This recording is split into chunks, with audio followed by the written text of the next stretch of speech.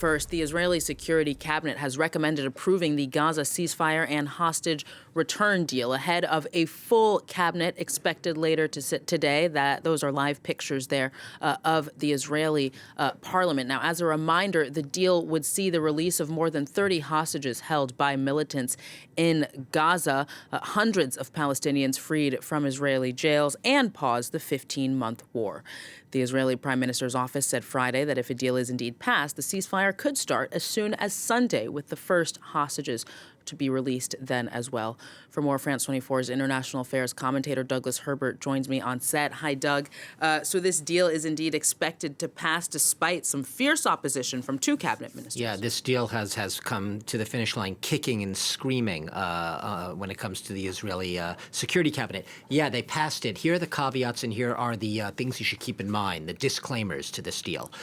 It is expected to pass when the full cabinet votes. That said, the head of the Jewish Power Party, one of the far right, I call it radical right extremists in Netanyahu's coalition, Ben-Gvir, he has basically appealed. He sees this as a horrible deal. He sees it as a deal which is going to engender more terrorism when Palestinian prisoners are released, as called for in that first phase. He has mounted staunch opposition and has appealed to his fellow cabinet members to reject the deal. Now, that is unlikely to happen because the opposition says that they, for now, have Netanyahu's back and they're going to push it through. But when I say there are caveats here, this is where it gets interesting.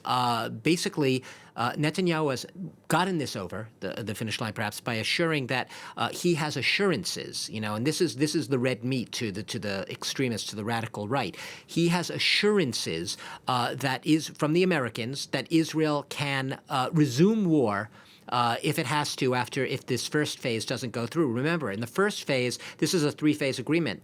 On the 16th day of the first phase, they're supposed to start negotiations on what happens in the subsequent, the second and third phases, which would call for ultimately the complete withdrawal of Israeli forces from Gaza in that second phase, as well as the release of the remaining hostages. So that's where the big, string attach comes in, right? There's this caveat in there that we have the right, and we have a nod, wink, wink from the Americans that we can resume this war, basically. So it's almost like a get out of jail free. He could say to his far right ministers. Now, one of them, Ben-Gvir, I just said, is staunchly opposed to anything, even this first phase he doesn't want to see done.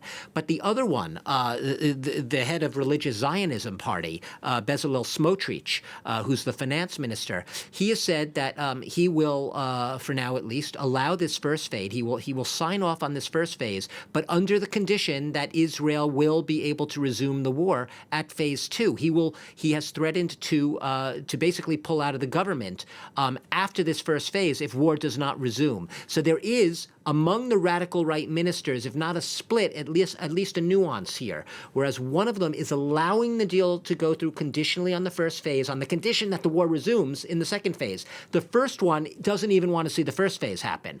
So that's where the nuance, but they're both staunch opponents to the overall idea of a deal, especially of a complete deal, a full three-phase deal, which would end presumably in something like the reconstruction of Gaza and a plan for its future governance. So this is a deal that is on wobbly wheels right now, but it does look like at this hour it is going to go through. It has passed the Israeli Security Cabinet, now going to, presumably in the coming hours, to the full 33-member Israeli cabinet. Like I said, it just needs the majority.